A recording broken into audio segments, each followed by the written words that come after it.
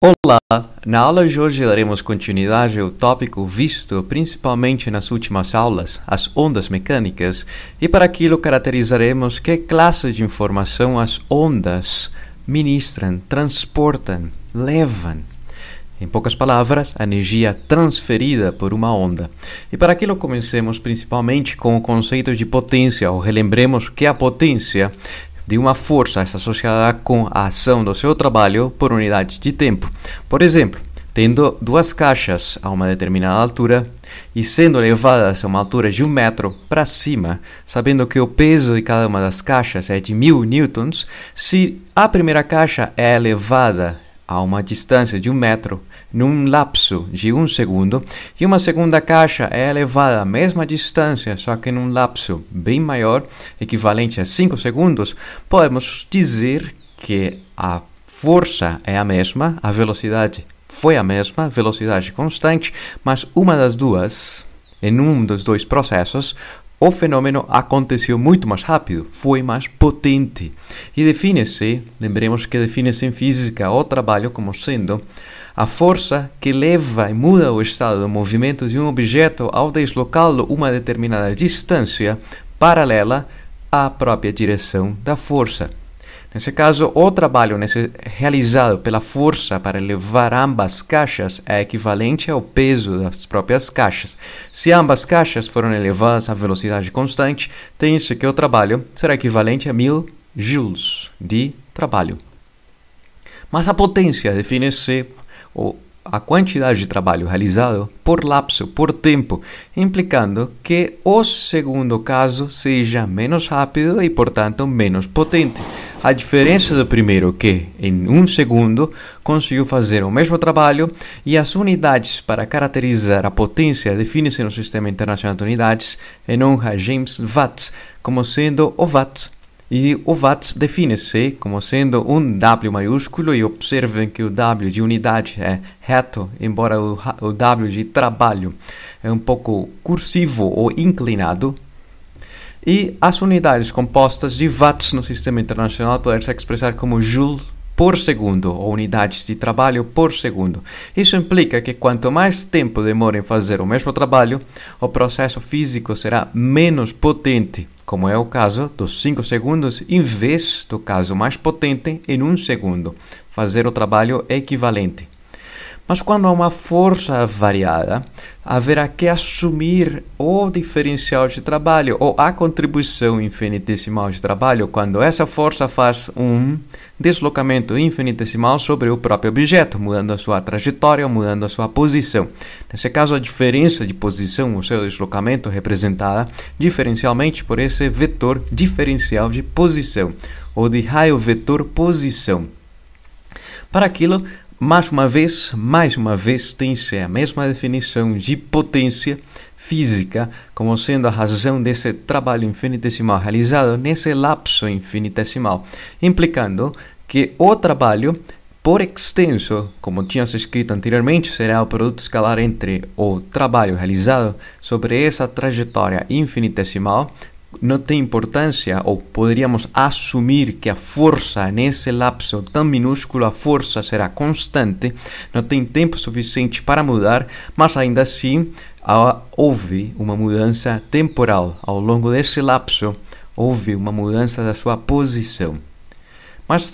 sendo esse produto vetorial, e sabendo que o denominador é um fator comum ao todo o numerador, poder-se dizer que a força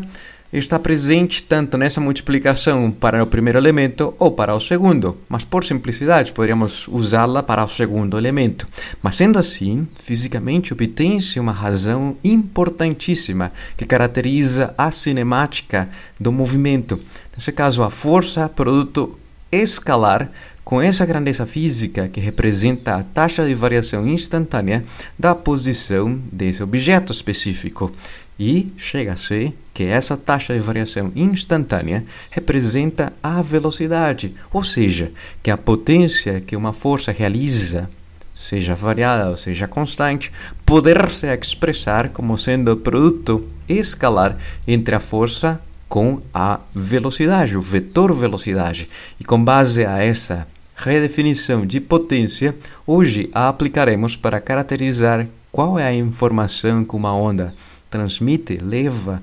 e propaga. Comecemos com o caso de uma onda transversal numa corda. Então, tensionada essa corda, algumas características próprias da corda são a sua massa, o seu comprimento L. E, portanto, sendo uma massa uniformemente distribuída ao longo dessa direção, ao longo da sua longitude, poder-se definir uma densidade linear de massa que caracteriza a sua massa em relação ao seu comprimento, com unidades de quilogramas por metro. Mas quando se faz uma mexida nessa corda, se diz, nesse caso, que há alguma perturbação que propagaria-se, como tínhamos visto anteriormente, com uma determinada velocidade, que está relacionada principalmente com a tensão e a densidade linear de massa, caracterizando nesse referencial o eixo X, a direção do deslocamento, e o eixo o eixo X, a direção longitudinal, e o eixo Y, a direção transversal do deslocamento dos elementos que compõem essa da corda que passa por essa perturbação. Para caracterizar esse ponto, podemos analisar o deslocamento transversal, como tínhamos visto anteriormente, onde haveria que analisá-lo infinitesimalmente. Qual seria essa função que caracteriza a mudança de posição de qualquer ponto específico, ou que pertence à corda, mas a sua mudança de posição em relação à sua posição relativa na corda em relação ao tempo ao passar essa perturbação. E para aquilo tínhamos analisado um elemento infinitesimal de comprimento que, portanto, deverá satisfazer a mesma densidade linear de massa, pois pertence à mesma corda. Ou seja, esse elemento infinitesimal de comprimento dl abrange um diferencial de massa dm. E tendo esses dois limitantes na direção longitudinal, na direção x, e tendo uma variação infinitesimal na sua extremidade à direita ou extremidade superior, associada com essa variação dx, se diz que também em altura apresentará essa diferença de posição transversal y, que com base nessas diferenças de posições horizontal, vertical, longitudinal e transversal, pode-se dizer que a sua inclinação está associada com o ângulo θ, respeito ao eixo horizontal, respeito ao eixo x, e associando-a mediante a função tangente, onde mediante a relação trigonométrica tangente de θ, que se expressa mediante a razão de quanto mudou transversalmente em relação ao seu deslocamento horizontal desse elemento infinitésimo de comprimento e de massa. Mas sendo uma diferenciação, ou uma diferencial, ou uma derivada, o mais correto para essa função y, que caracteriza o deslocamento transversal e depende de duas variáveis, será redescrevê-la ou redefini-la mediante uma derivada parcial, aonde faz alusão, nos permite fazer alusão a ser uma derivada normal, só que deixando constante o tempo. Seria variar a função em relação a essa variável x, ou derivar a função em relação à variável x, a posição da corda, do elemento que pertence à corda, e deixar constante o tempo para analisar essa derivada. E aproximando para ângulos muito pequenos, se fosse esse bulto ou essa montanha minúscula ou essa protuberância muito rasa, o ângulo seria tão pequeno que se tangente de θ, que por definição é a razão de seno de θ por cosseno de θ, para ângulos tão pequenos, expande-se para ângulos próximos a 0 radianos, e as funções trigonométricas, mediante uma série de Taylor, poder-se expressar para a função ímpar com as potências ímpares, θ menos θ ao cubo dividido por 3 fatorial, e para a função par, a cosseno de θ, como sendo 1 menos esse elemento quadrático. Mas um ângulo tão pequeno que poder-se desprezar por completo o elemento quadrático e cúbico, e ficando com o máximo o elemento linear, ou seja, θ dividido por 1. Você poderia dizer que tangente de θ é aproximadamente θ para ângulos muito pequenos, mas também poderá-se dizer que tangente de θ é muito próximo a seno de θ. e a implicação dessa aproximação, posteriormente a veremos, pois, por outro lado, tem-se que a aceleração transversal, que esse ponto experimenta ao ser mexido de uma posição horizontal, elevar-se e voltar e descer, se conhece a função do deslocamento transversal, em relação ao tempo, a sua segunda variação, poder-se expressar a aceleração transversal, mas uma derivação parcial em relação ao tempo, a segunda derivada respeito a essa variável, e essa variável temporal. Se a corda está esticada, a intensidade da tensão será homogênea em todos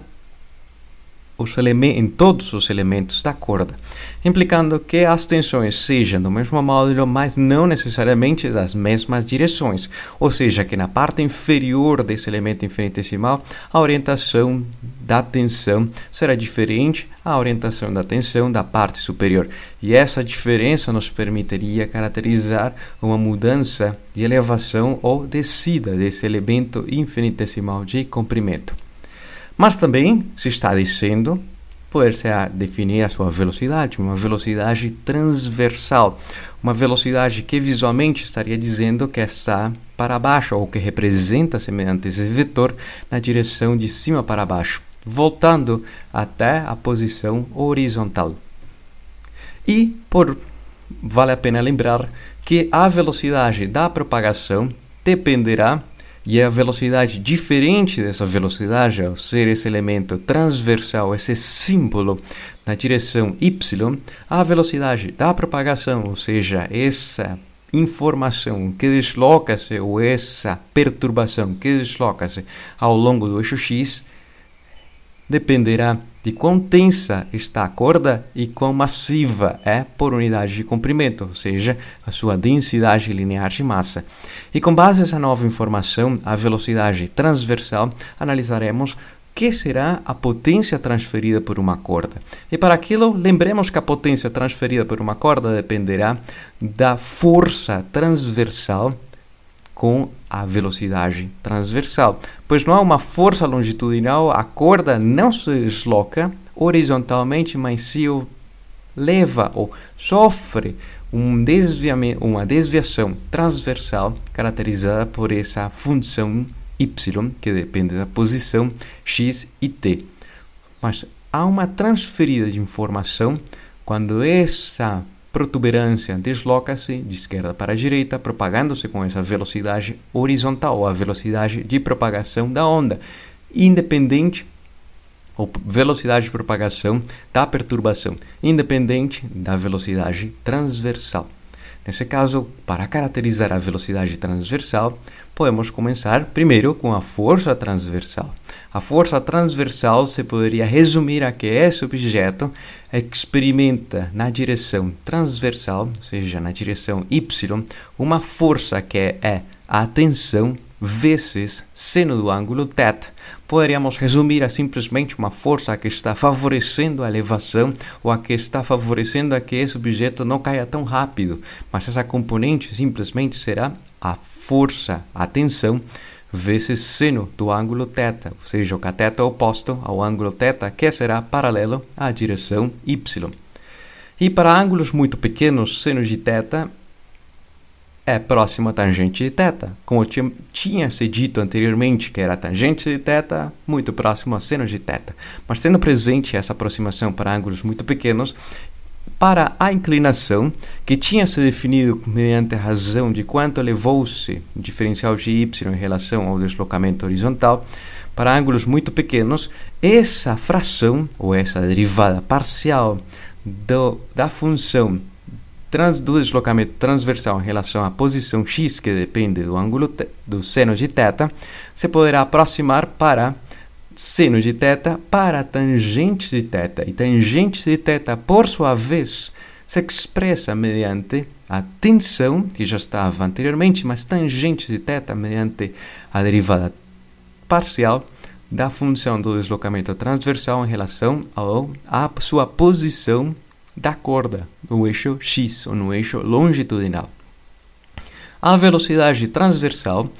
define-se mediante os conceitos da cinemática em relação à a função do deslocamento transversal, pois a sua primeira derivada ou a sua primeira taxa de variação temporal implicará a velocidade no mesmo eixo que caracteriza o deslocamento, ou seja, derivando essa função respeito ao tempo, mas deixando-a constante respeito à posição x, obtém-se a velocidade tangencial, implicando que a potência nessa mexida, dessa perturbação que desloca-se ao longo dessa corda, terá uma potência que transfere-se e poder-se expressar a potência como sendo o sinal negativo pelo fato que tanto a tensão como a força, a velocidade têm sentidos contrários. A tensão está para cima, suportando esse objeto para que não caia tão rápido, e a velocidade transversal está mostrando que o objeto está descendo da sua posição ao longo do eixo y, ou seja, que o produto escalar expressa-se mediante o módulo dos vetores vezes cosseno do ângulo entre si, mas sendo dois vetores antiparalelos ou na direções opostas, caracterizadas por 180 graus, implica que cosseno de 180 graus ou cosseno de π radianos seja negativo. Mas essa importância posteriormente a veremos, pois a tensão está presente e, portanto, expressa-se a potência transferida como sendo a multiplicação da derivada parcial da função do deslocamento em relação à sua posição horizontal e em relação à sua derivada temporal. A potência transferida por uma onda. Mas uma onda agora seria não uma perturbação por uma onda, por uma perturbação periódica. Uma onda se diz que tem características próprias, como é o caso de dois pontos a uma determinada distância específica, que conhece-se como comprimento de onda, apresentarão três grandezas físicas iguais. Terão a mesma altura, terá a mesma velocidade e terá visualmente a mesma inclinação em relação a esse formato da onda. E esses pontos também que apresentam essas mesmas características deslocar-se-ão horizontalmente ao longo do eixo x com a velocidade da propagação da onda. Mas é o que se conhece como uma onda viajante, ou seja, uma onda que tem um elemento de fase, mas com base a esse elemento de fase determina-se que há uma constância na sua fase que está presente com essa velocidade. Esses dois pontos continuarão sendo a mesma distância, o mesmo comprimento de onda e apresentando as mesmas três características anteriores, embora se estejam deslocando horizontalmente para o eixo x positivo com uma determinada velocidade. Mas vale a pena fazer a reescrita dessa função de onda viajante se se conhece a velocidade, ou se se conhece, nesse caso, a função de onda caracterizar a potência, que a função de onda transfere. Nesse caso, para essa onda viajante, deriva-se em relação a x, deriva-se em relação a y, obtém-se a mesma função seno e seno, e o próximo passo será multiplicá-la. Nesse caso, a potência de uma onda viajante expressa-se como sendo tangente vezes o número de onda, vezes a frequência angular, vezes a sua amplitude, a segunda potência, vezes a função trigonométrica que caracteriza o perfil da onda, a segunda potência. Mas lembrando-lhes que se a velocidade da onda expressa-se em relação à raiz quadrada da tensão pela densidade linear de massa, conhecendo essas características que denotam quão tensa e quanta massa possui por comprimento essa corda, pode-se expressar a tensão, a força de tensão, em relação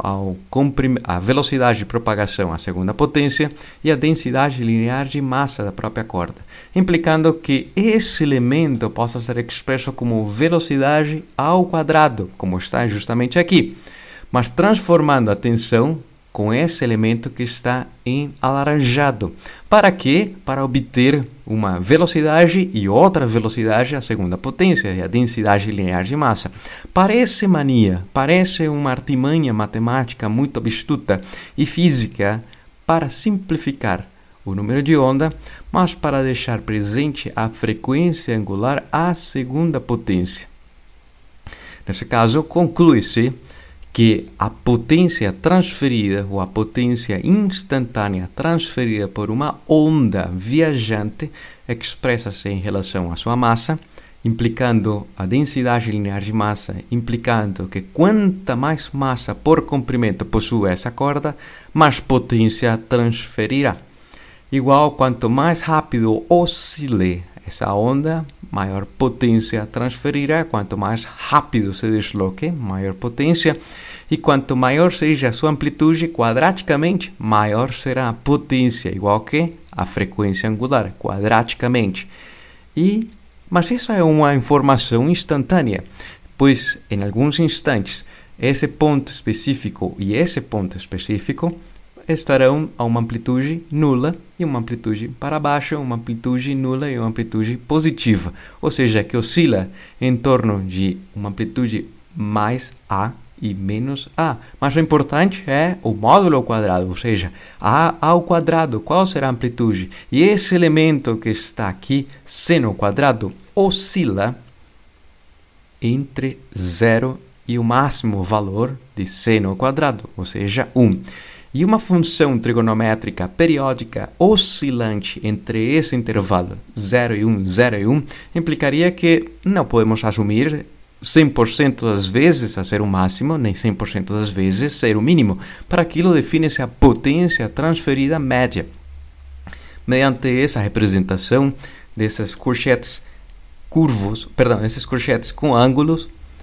que denotaria a potência média como sendo o valor médio da função da potência instantânea durante esse intervalo de análise, ou seja, o período da oscilação dividido pelo período da oscilação. Nesse caso, será o valor médio da função por um período de oscilação. Nesse caso específico, para uma função seno entre menos 1 e 1, quando se faz o processo de integração, não para um período, mas fora de um período, observa-se uma amortecida da função, tendendo ao seu valor médio, ou seja, 0. Mas a função seno oscila entre menos 1 e 1, e a função seno ao quadrado oscila entre 0 e 1, implicando que o seu valor médio seja equivalente a 1/2. E haverá que mostrar aquilo. 1/2, implicando que a transferência de potência média, ou a potência transferida média, seja 1/2 dessa oscilação,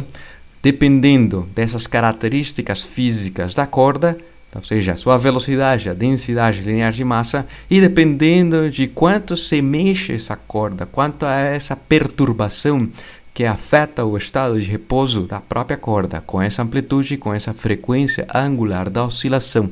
E lembrando-lhes que é a segunda potência. Para entender e pôr em prática esse conceito anterior, analisar-se-á o exercício número 3. Se diz que uma corda de densidade linear de 150 gramas por metro é tensionada por uma pessoa mediante uma força de 95 newtons, deixando-a completamente horizontal. A pessoa oscila sua mão harmonicamente, implicando que seja com uma frequência estabelecida equivalente a 1 Hz, ou seja, uma oscilação por segundo, gerando uma onda de amplitude 5 centímetros. Bastante pequena de amplitude, mas ainda assim observável. Qual é a potência média transportada pela onda mediante o movimento oscilatório da mão? Para responder a essa pergunta, comecemos analisando as grandezas físicas que o próprio enunciado nos permite ter. Primeiro que tudo, a densidade linear de massa em gramas por metro, ou em quilogramas especificamente nas unidades de massa do Sistema Internacional de Unidades, 0,150 kg por metro. A tensão da corda, 95 newtons de tensão, com uma frequência da oscilação de 1 Hz e com uma amplitude em metros de 0,050 metros. A potência média expressa-se como tínhamos obtido anteriormente, o meio da densidade linear de massa, a frequência angular da oscilação, a velocidade da propagação dessa onda ao longo da corda e da amplitude da oscilação à segunda potência, implicando que quando substituem-se as informações pertinentes, nesse caso, a velocidade em relação à tensão, sendo a grandeza física fornecida pelo enunciado, e a densidade linear de massa, também fornecida pelo enunciado, tem-se substituindo todas as informações pertinentes que a potência média transferida por essa onda será equivalente a 0,186 watts. Muito pequeno, mas sim, é uma onda que oscila com uma frequência bem baixa, está presa a essa corda, ou transfere-se ao longo da corda sobre tensão de 95 newtons e tem uma amplitude muito pequena. Por isso que tem um valor tão pequeno, principalmente pela amplitude e pela baixa frequência de oscilação, cuja frequência angular é de 2π radianos por segundo. E de onde vem essa unidade watts de todas essas opções, unidades expressas das grandezas físicas que compõem a expressão da potência média? Para aquilo, comecemos, ou façamos, ou expressa-se, ou analisa-se as unidades. As unidades expressam, ou que estão denotadas de todas essas grandezas físicas. Primeiramente, tem-se a densidade linear de massa, posteriormente a frequência angular da oscilação ao quadrado, e radianos não são unidades de grandezas físicas, nesse caso 1 dividido por segundo à segunda potência. Depois, unidades de velocidade, de comprimento por tempo, metros por segundo, e finalizando pelas unidades da amplitude à segunda potência, implicando que metros com metros simplifiquem-se, implicando que esse metros à segunda potência possa ser expresso como sendo metros vezes metros. Mas quando esse 1 metro multiplica quilogramas, tem-se unidade de quilogramas vezes metros por segundo, e quilogramas metros por segundo, essas duas são unidades da aceleração, e vezes quilogramas tem-se unidades de força, newtons vezes metros por segundo, e newtons vezes metro, força vezes deslocamento, se conhece como trabalho, e o trabalho expressa-se em joules, ou seja, joules por segundo, e joules por segundo, quanto trabalho você consegue fazer por unidade de tempo, é o que se expressa como watts. A potência transferida, a potência média transferida por uma onda viajante ou por uma onda expressa-se em watts. E com isso finalizamos a aula de hoje e nos vemos numa próxima.